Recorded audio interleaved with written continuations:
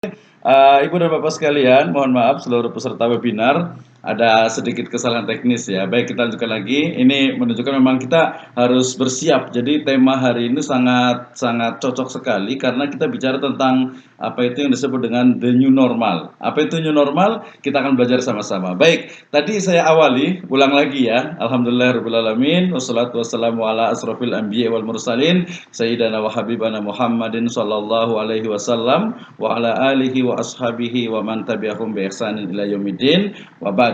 Tadi saya mengawali dengan Quran surat Al-Baqarah ayat 155 di mana Allah Subhanahu wa taala ternyata memberikan berbagai hal yang sifatnya itu negatif dalam kehidupan kita. Sebenarnya bukan negatif tapi perspektif manusia menganggap itu adalah negatif. Kenapa? Karena muncul rasa ketakutan, kemudian juga kelaparan, kekurangan harta, berkurangnya jiwa dan juga buah-buahan. Tetapi di ayat ini Allah Subhanahu wa taala kemudian berfirman, "Wa basyiris sabirin." Berilah kabar gembira bagi orang-orang yang sabar. Salah satu dari karakter dari orang sabar nanti dia memang sangat fleksibel dan bisa mengikuti the new normal. Baik, Ibu dan Bapak sekalian, mudah-mudahan suara saya cukup jelas. Saya juga kencang banget suaranya nih, kebetulan di kantor dengan staf saya.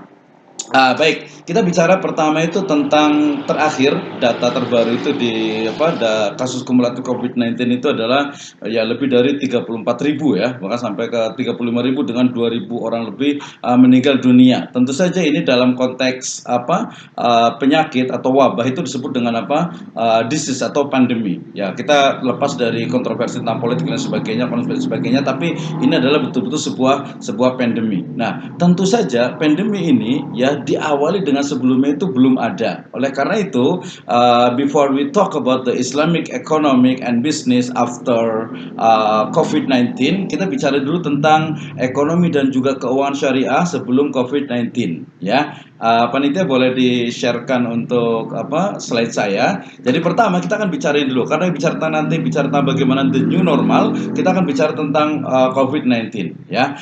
Bagaimana ternyata bahwa sebelum berlakunya COVID-19 ini, sebelum pandemi ini itu menyebar ke seluruh dunia, ternyata di konteks dari ekonomi syariah atau Islamic finance di Indonesia, ternyata perbankan syariah sendiri di Indonesia ini sudah keluar dari yang namanya dalam tanda petik itu kutukan 5%. Ya, pada Oktober 2019 itu tercatat bahwa angkanya itu bahkan sudah sampai ke 6%. Ini merujuk kepada data dari OJK dengan total aset sekitar 5.013 triliun. Ini menunjukkan apa? Bahwa ekonomi syariah ya sebelum pandemi ini muncul ini sudah mulai naik, dan ini sebenarnya terlihat dari beberapa perbankan ya di daerah BPD, terutama nanti di Aceh yang sudah menerapkan seluruh layanannya itu harus menggunakan perbankan, kemudian juga asuransi dan segala bentuk lembaga keuangan dan juga lembaga bisnis syariah. Kemudian juga di Lombok, Nusa Tenggara Barat juga sudah menerapkan BPD-nya itu dengan perbankan syariah. Kemudian juga kemarin itu yang masih proses hampir selesai itu ada Bank Nagari di Sumatera Barat, itu juga sudah mengkonversi ya dirinya itu menjadi lembaga atau perbankan atau bank pembangunan daerah syariah. Ini yang kemudian menjadi satu berita bagus atau berita baik buat kita, bahwasanya keuangan syariah khususnya di perbankan syariah itu kita sudah lepas dari kutukan 5%. Kita sudah kemarin sampai 5 ke 7, bahkan sampai ke di menurut OJK itu 6%. Kemudian juga pertumbuhan dari aset perbankan syariah ya, terutama pada badan atau bank umum syariah dan juga unit usaha syariah itu sudah mencapai 10,15%. Ya, sebelumnya mencapai 499,98 triliun. Ya, kemudian juga itu dari sisi lembaga keuangan. Artinya saya ingin mengatakan bahwa sebelum munculnya COVID-19 ini, ternyata ekonomi syariah itu sudah merangkak, sudah mulai maju, ya sudah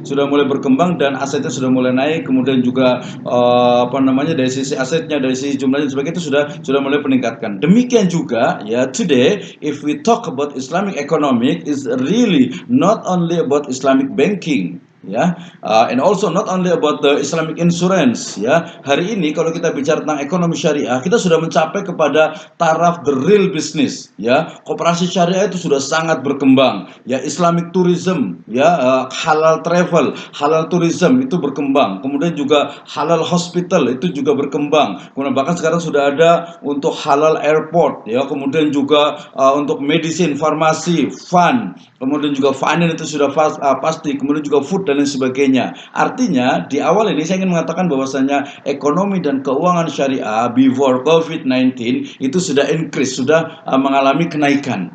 Oke, itu yang pertama. Kemudian berikutnya, ternyata kemudian dengan munculnya COVID-19 ini, maka kemudian apa? Tadi tentu saja membawa kepada berbagai kebijakan yang dibuat oleh pemerintah, ya. Salah satunya adalah dari mulai ya work from home, kemudian juga learning from home, kemudian juga berbagai hal terkait dengan apa? Pencegahan daripada jangan sampai terjadi penularan. Nah, dari sini kemudian apa? Muncul berbagai efek daripada apa? Daripada COVID-19 ini. Oke, sebelum kita bicara tentang the new normal, saya akan bicara sekilas tentang bagaimana sebenarnya dampak dari COVID-19 ini bagi Indonesia. Kita ketahui bersama ya bahwasanya COVID-19 ini atau virus ini itu berasal dari Cina. Nah, ketika bicara tentang Cina, maka kita bicara tentang satu negara yang memang dia itu sekarang itu bisa disebut sebagai adidaya atau superpower. Tentu saja dalam konteks ekonomi. Ya, data terbaru hingga tahun ya 2011 kemudian juga naik lagi sampai 2017 kemarin, ternyata apa? Ternyata Cina itu ya adalah tujuan utama ekspor Indonesia, ya, mencapai 25,7 miliar dolar Amerika Serikat. Ya, kemudian selain dia itu menjadi tujuan utama ekspor Indonesia, ia juga menjadi apa? Sumber impor Indonesia, mencapai angkanya itu 44,5 miliar dolar Amerika US, ya. Artinya apa? Berarti Cina itu memiliki apa ya? Memiliki satu posisi yang sangat vital sekali dalam perekonomian di Indonesia. Dan kita tahu bahwasanya pemodal investor itu terbesar ternyata 12,5% itu berasal dari Cina. Nah, tentu saja ketika COVID-19 ini dia masuk ke Indonesia, otomatis dia memiliki dampak yang sangat langsung, yaitu tadi pengaruh dari perekonomian yang ada di Cina. Kemudian yang kedua, bahwa dampak tidak langsungnya atau bawaannya itu juga sangat kentara sekali, bahwasanya efek dari ekonomi tentu saja akan berpengaruh kepada berbagai negara, Uni Eropa, United States, kemudian British, kemudian juga South Korea, kemudian Australia dan lain sebagainya. Itu tentu saja akan sangat berpengaruh terhadap perekonomian di Indonesia, apalagi ciri dari negara berkembang itu adalah dia masih terikat dengan ekspor atau impor dari dalam dan juga dari luar, ya. Nah, ini kemudian apa? Khususnya di bidang ekspor impor ini, ya, terutama tadi juga termasuk penanaman modal asing itu akan sangat berpengaruh terhadap perekonomian di Indonesia. Dan termasuk salah satu juga dari roda perekonomian di Indonesia itu adalah apa? Adalah tourism, adalah pariwisata. Ya, dengan adanya COVID-19 ini otomatis hampir semua bidang ya dalam bidang wisata ini otomatis mandek. Hotel, travel, tiket, kemudian juga destinasi dan sebagainya otomatis mandek. Ini sangat berpengaruh. Kemudian juga ketidakpastian tersebut ya dari berbagai hal tadi itu meningkatkan tekanan terhadap perekonomian yang ada di Indonesia. Nah, ini jadi dampak langsung dan dampak tidak langsung itu tentu saja akan memunculkan berbagai hal, khususnya apa? Khususnya yang berkait dengan finance ataupun bisnis. Nah, dari sini kemudian tadi oleh moderator juga sempat disebutkan bahwasanya pertumbuhan ekonomi Indonesia ini di tahun 2020 itu bahkan bisa jadi 3 atau 5 tahun ke depan itu akan mengurangi penurunan. Ya, salah satunya adalah dari Organization of Economic Cooperation Development (DECO). Ya, mereka mengatakan bahwasanya di tahun 2020 ini pertumbuhan Indonesia itu tidak mencapai 5%, ya, bahkan 4,8% menurut prediksi dari DECO ini. Ya, kemudian juga di Moody's juga menyebutkan bahwasanya proyeksinya di bulan Maret kemarin itu Indonesia itu hanya sama juga 49,4,8%. Dan Bank Indonesia ya di akhir bulan lalu itu mengatakan bahwasanya proyeksi pertumbuhan ekonomi Indonesia itu tidak lebih dari 4,2 ya, bahkan antara 4,2 sampai 4,6% pertumbuhan ekonominya. Ya secara teoritis memang bahwasanya pertumbuhan ekonomi itu mungkin bisa jadi tidak akan terlalu berpengaruh dengan kesejahteraan, dengan perekonomian, tapi ini sebagai satu standar bahwasanya sebuah ekonomi itu akan berkembang, akan maju ketika apa? Ketika dia pertumbuhan ekonominya itu harusnya memang di atas ya minimal itu 5 itu termasuk sangat lambat sekali ya, 6, 7 atau 8. Oke. Nah, dampak ini tentu saja akan memberikan berbagai hal terutama saluran-saluran yang terdampak dari COVID-19 ini. Ya, salah satunya adalah bahwa turunnya permintaan produk-produk bisnis. Nah, ketika bicara tentang kira-kira apa ya pengaruh COVID-19 ini terhadap ekonomi syariah. Yang pertama, bahwasanya permintaan terhadap produk-produk syariah otomatis dia turun. Ya kita tahu kemarin ketika Lebaran ya Ramadan dan Idul Fitri, ketika itu seharusnya adalah demand itu sangat banyak, ternyata ya mengalami penurunan. Nah dalam konteks bisnis maka penurunan dalam produk bisnis syariah itu terdiri dari umpamanya kunjungan dari wisatawan yang sangat merosot tajam, kemudian juga okupansi daripada hotel syariah itu juga sangat menurun sekali, bahkan bisa dikatakan hampir zero, nol, kemudian juga penjualan tiket dan sebagainya, wisata, bahkan sekarang kita tahu bahwa haji dan umroh ya umroh beberapa hari yang lalu, kemudian haji juga tidak bisa dilaksanakan, ini tentu saja akan sangat berpengaruh. Kemudian juga secara mikro, penurunan dari aktivitas konsumsi masyarakat itu juga akan berpengaruh kepada berbagai produk-produk yang tentu saja di situ ada produk makanannya dan minumannya halal, kemudian juga kosmetika halal dan juga fashion halal atau fashion muslim. Ini ya tadi kemarin kita lihat sekali bagaimana Idul Fitri orang biasanya itu beli baju, ya ada sebagian yang beli tapi secara umum bahwa itu sudah sangat menurun. Nah, kemudian dalam bidang finance, dalam bidang organization atau institution, maka apa?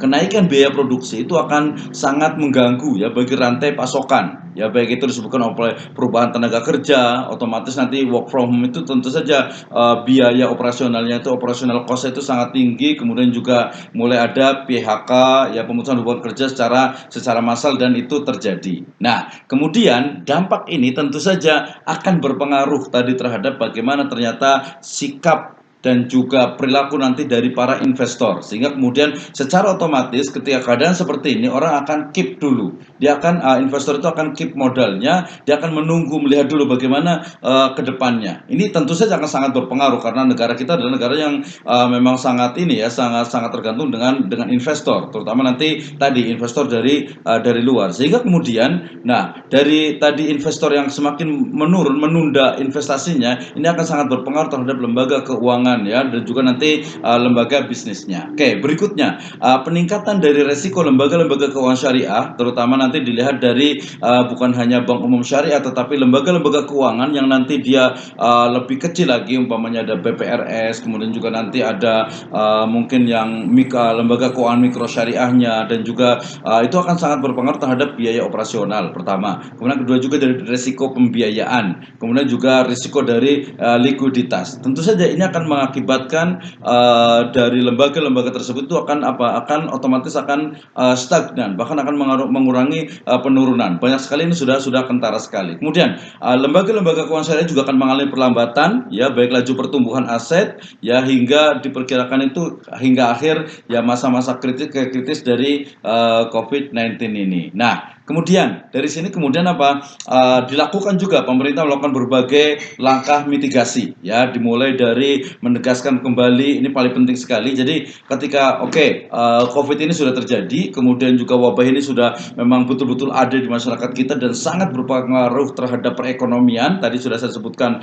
pengaruh baik dia langsung ataupun tidak langsung. Nah, kira-kira mitigasi apa yang dilakukan? Terutama dalam konteks kita bicara tentang Islamic Economic and Business. Kita bicara tentang bagaimana politik atau bagaimana ekonomi dan bisnis syariah saat ini. Yang pertama, kalau kita ingin melakukan mitigasi daripada penyebab dampak dari COVID-19 ini, pertama adalah menegaskan posisi dari bisnis syariah ya di tengah-tengah masyarakat. dalam hal ini adalah empati dan juga solidaritas kepada para pemangku kepentingan. Ini penting sekali, ya. Artinya apa? Yang saya usulkan di sini adalah pertama dari sisi bagaimana lembaga keuangan syariah itu dia juga memiliki apa? Memiliki kepedulian, ya, masyarakatnya. Ya tentu saja dimulai dari karyawannya dengan adanya tadi work from home, ya, kemudian juga nanti tetap memberikan layanan yang terbaik, kemudian juga kontribusi aktif. Ini penting sekali. Jangan sampai ketika wabah ini terjadi, kemudian juga bencana dalam arti tadi pandemi ini di mana-mana, kemudian lembaga keuangan itu seolah-olah itu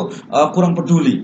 Ya, makanya ketika ada salah satu dari merek kosmetik halal di Indonesia ini menyumbangkan sekian miliar gitu ya, itu menjadi satu branding, menjadi satu positioning yang luar biasa, sehingga langkah mitigasi yang dilakukan oleh para praktisi dan juga lembaga keuangan itu adalah apa? Adalah dengan melakukan positioning dari lembaganya. Kemudian yang kedua adalah bersiap untuk kemungkinan terburuk. Ini juga penting sekali. Kalau dalam konteks yang individual, kita mengenal ada namanya disebut dengan Islamic Wealth Management, ya, Islamic Wealth Management, di mana apa? Di mana pengelolaan harta, ya, pengelolaan harta dan juga pengelolaan aset itu diatur sedemikian rupa sehingga kemudian apa? Dia memiliki plan, dia memiliki rancangan, bahkan dia memiliki saving. Ya, but as we know that saving is not save you, ya. Saving, menyimpan, menabung itu memang tidak menolong kita, tapi minimal itu bisa memperpanjang umur, memperpanjang kehidupan kita. Dalam arti, oke, ada apa ya? Ada persiapan untuk 6 bulan atau 3 bulan ke depan. Ini sangat penting sekali. Demikian juga untuk sebuah lembaga keuangan syariah atau lembaga bisnis syariah, sehingga perencanaan yang matang dengan membuat peta jalan, ya, artinya ketika ini sudah terjadi, kita punya prediksi, kita punya proyeksi kapan nih kira-kira COVID-19 ini akan hilang. Apakah akan terus ada atau seperti apa? Itu harus ada mitigasinya. Oke, yang ketiga adalah memanfaatkan paket stimulus yang dikeluarkan oleh pemerintah. Ya, ini juga sangat penting bagaimana stimulus yang dikeluarkan oleh pemerintah, baik dia yang sifatnya itu fiskal, ya, kemudian juga non fiskal, ya, pajak dan sebagainya. Kemudian juga ada juga stimulus dari sektor keuangan, tadi juga sempat disinggung oleh Ibu moderator. Nah, ketika bicara tentang stimulus keuangan dan kebijakan, ini kita juga sudah banyak. Tadi kita bicara tentang salah satu dari mitigasi yang bisa dilakukan oleh lembaga keuangan dan juga lembaga bisnis syariah itu adalah memanfaatkan stimulus, ya, yang ada, baik sifatnya itu stimulus yang sifatnya finance, keuangan ataupun kebijakan policy. Nah, salah satu adalah stimulus fiskal yang disertai dengan realokasi anggaran untuk kesehatan, perlindungan sosial dan juga pemulihan ekonomi nasional dari sektor keuangan. Ini kita tahu pemerintah sudah mulai menggelontorkan itu, ya, maka itu sebaik itu dimanfaatkan. Demikian juga stimulus moneter yang diberikan oleh Bank Indonesia dengan menurunkan tingkat bunga acuan dan juga pelonggaran dari giro wajib minimum. Ya, Bank Indonesia sendiri dari konteks finance, dari sisi keuangan itu memang sangat memberikan dorongan bagaimana agar ekonomi syariah dalam hal ini itu dia bisa tetap bertahan. Ya, kenapa? Karena tadi ketika bicara tentang dampak dari COVID-19 ini, tentu saja bukan hanya ekonomi syariah, tetapi juga semua sistem ekonomi itu akan terkena. Tetapi nanti kemudian kita akan bicara tentang ternyata ada karakter khas daripada ekonomi syariah ini. Oke, yang berikutnya adalah rantai pasokan dunia global atau global supply chain yang awalnya 20% itu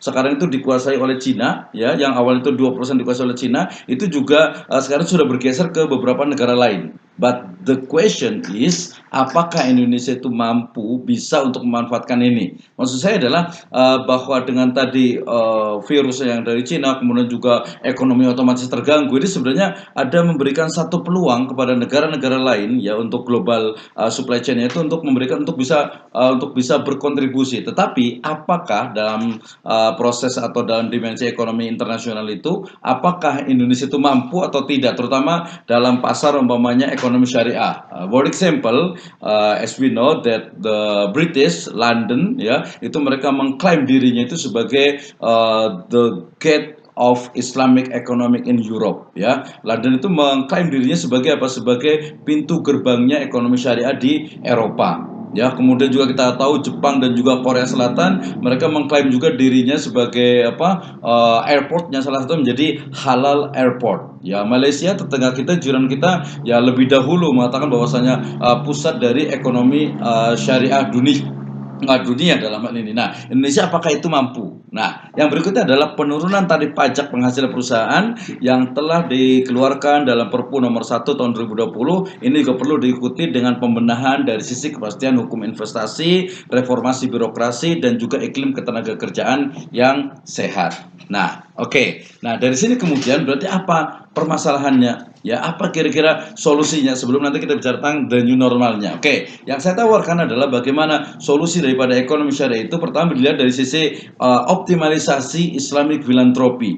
I think is very important for us today. Yeah, we know that the Islamic philanthropy not only about zakat, infak, sodakoh, and wakaf. Ya, wah, tetapi kenapa ini kita perlu optimalisasi? Kenapa? Karena kita tahu bahwa contohnya zakat umpamanya di akhir tahun 2018 itu dia bahwa hanya mampu mengumpulkan 8,1 triliun rupiah. Padahal ya menurut potensi dari beberapa riset itu menunjukkan bahwa potensi zakatnya itu adalah 252 triliun.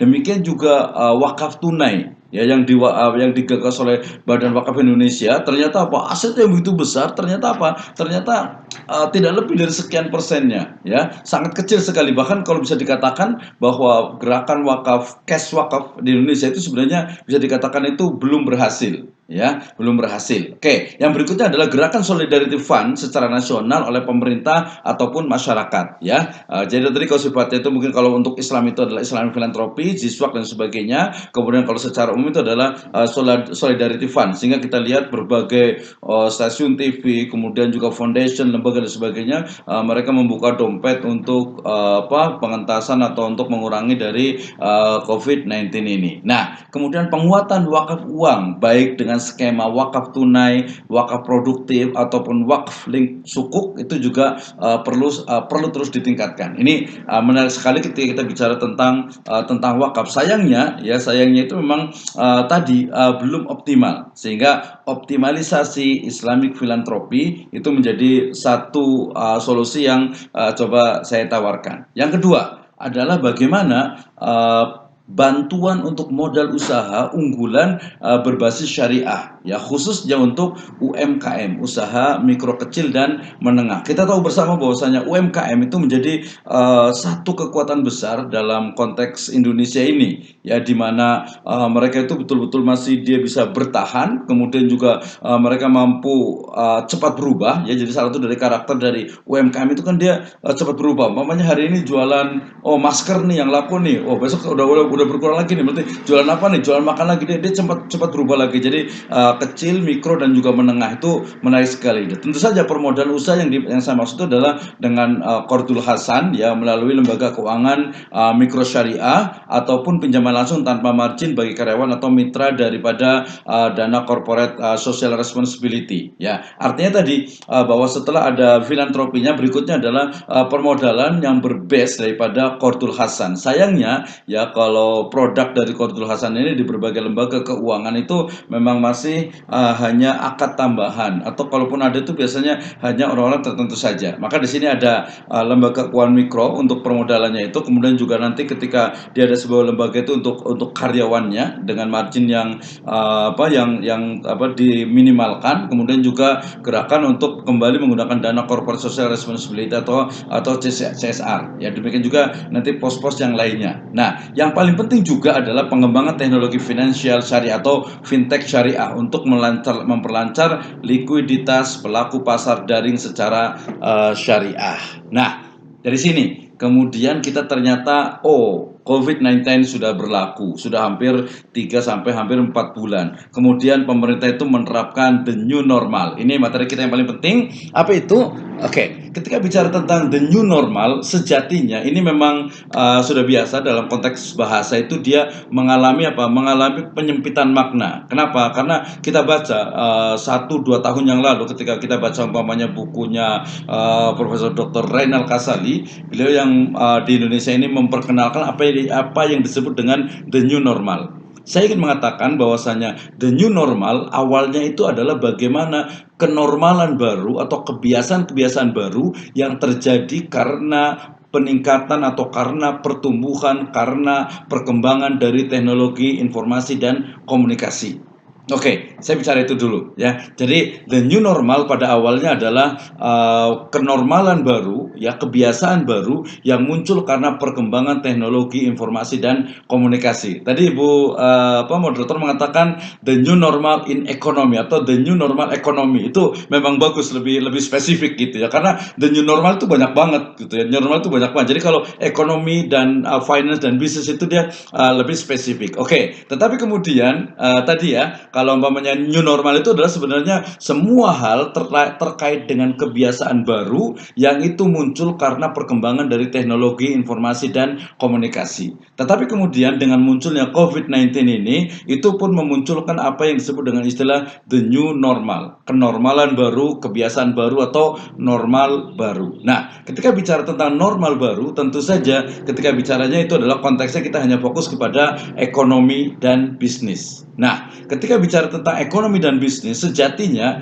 yang paling kentara itu adalah dalam bidang tadi finance technology atau fintech. Apa itu? Yaitu bagaimana ternyata activity atau aktivitas daripada ekonomi dan bisnis itu sudah berbasis teknologi, ya berbasis teknologi, sehingga kemudian sekarang ini ketika disebut the new normal itu kan seolah-olah tuh ya oke lah karena pengaruh daripada COVID-19 ini. Tapi dalam konteks tadi perkembangan bahasa is no problem, ya tidak ada masalah. Oke, berarti kita bicara tentang the new normal. New normal adalah kenormalan baru, normal baru, kebiasaan baru yang ada di masyarakat karena terjadi adanya pandemi COVID-19.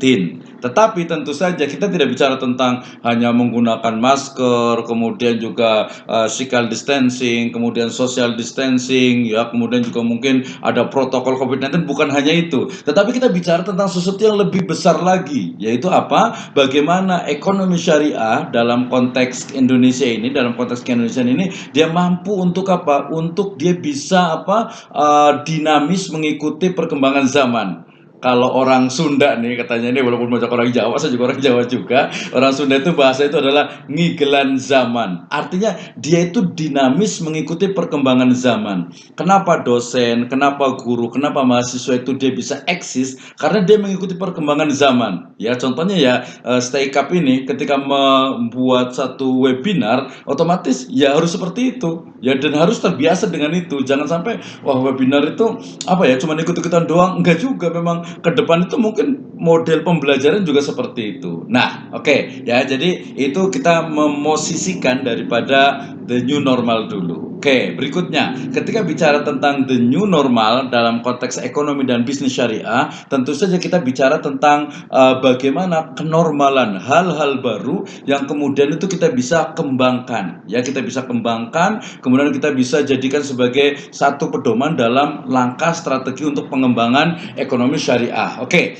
sebelum kita bicara tentang itu, saya ambil dulu salah satu dari sampel daripada berbagai prediksi atau proyeksi yang dikembangkan. Di slide ada, yaitu berbagai bidang yang itu kemungkinan besar itu akan bisa terus berkembang. Ya, oke. Yang pertama di sini ada agriculture. Nah, ini menarik sekali. Ini ada Pak Kiai Abdul Sabil Rosyad. Ketika kita bicara tentang salah satu dari pendapatnya Imam Syafi'i rahimahullah, beliau mengatakan bahwasanya sebenarnya sebaik-baik apa? Pertama dibicara tentang atyabul kasb, ya, atau khairul kasb, atau sebaik-baik bisnis usaha itu apa? Ya, beliau mengatakan salah satu dari prioritas yang paling tinggi itu adalah apa? Adalah pertanian, adalah apa? Agriculture, ya. Nah, ini penting sekali ini. Sehingga kemudian agriculture ini dia sangat mungkin sekali di era the new normal ini itu dia akan terus berkembang. Ya, karena kita masih makan beras. Kita masih makan beras ya?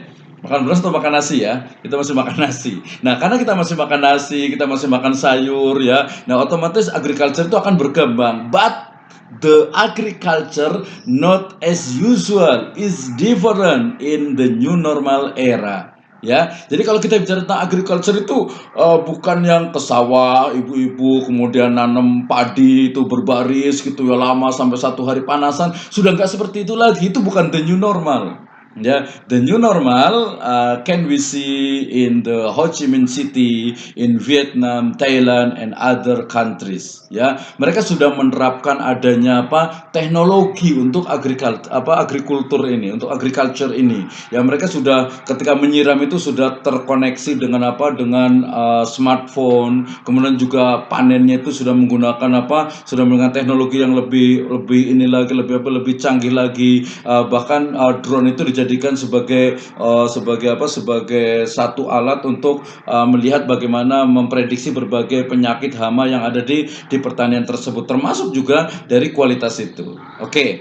Jadi agrikultur itu betul akan tetap bertahan di the new normal ini, tetapi kalau tidak disentuh dengan teknologi, ya dengan pendekatan tadi yang the new normal yang baru itu, sepertinya juga akan ketinggalan. Demikian juga kita bicara tentang the new normal, pasti bicara tentang e-commerce. Ya, kita bicara tentang e-commerce. Nah, ini juga menjadi satu hal yang sangat penting sekali kita lihat, bahkan kita saksikan juga dari mulai e-commerce itu kan sebenarnya harusnya perdagangan oke lah jual beli ya, tetapi ternyata hampir semua modal, hampir semua founder daripada e-commerce itu, toko-toko online itu, mall online itu ternyata bukan milik dari bangsa kita sendiri. Sama, kita udah diserang dari atas, dari e-commerce-nya itu, dari online-nya dan juga dari offline-nya. Ini satu tantangan, cabaran, challenge yang sangat besar bagi kita. Oke, ketika bicara tentang e-commerce, tentu saja ini yang sebenarnya paling banyak bisa kita bahas, ya. Bagaimana ternyata okupasi dari investor asing itu betul-betul sangat luar biasa, sehingga kedepannya itu di mana sih posisi kita? Jangan sampai juga karena oke, kita the new normal nih, belanja itu pakai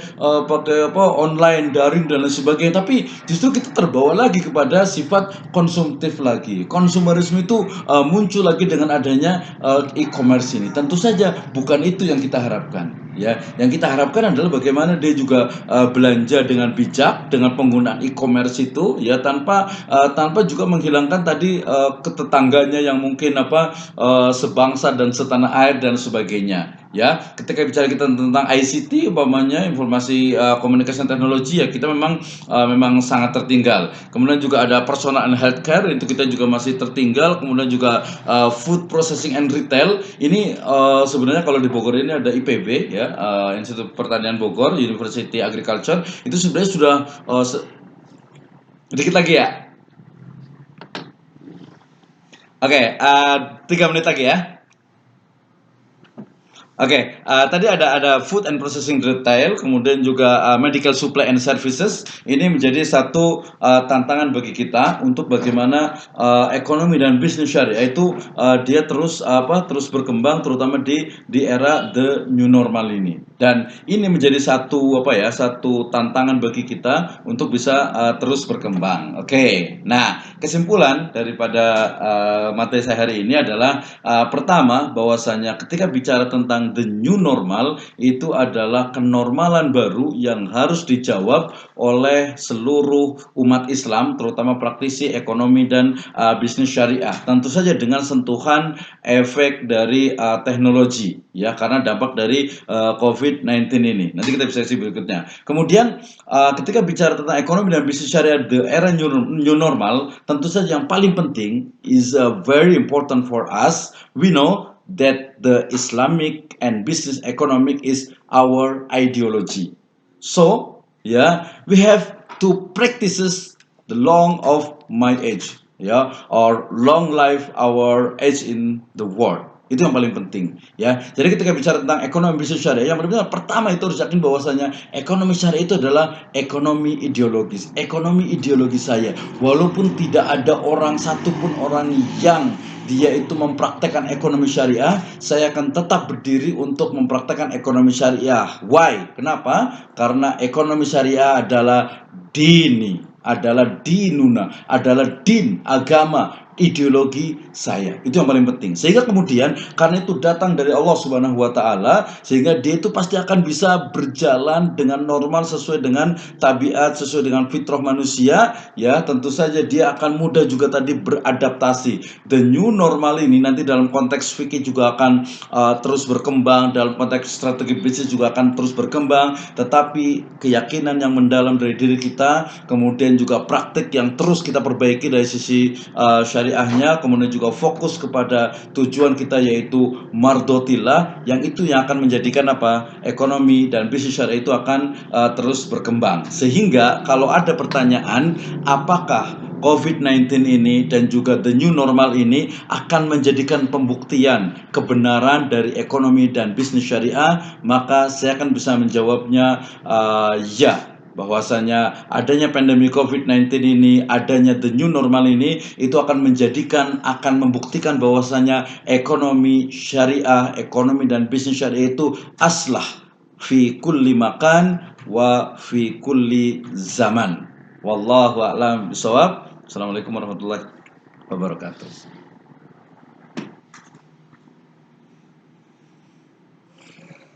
Hmm.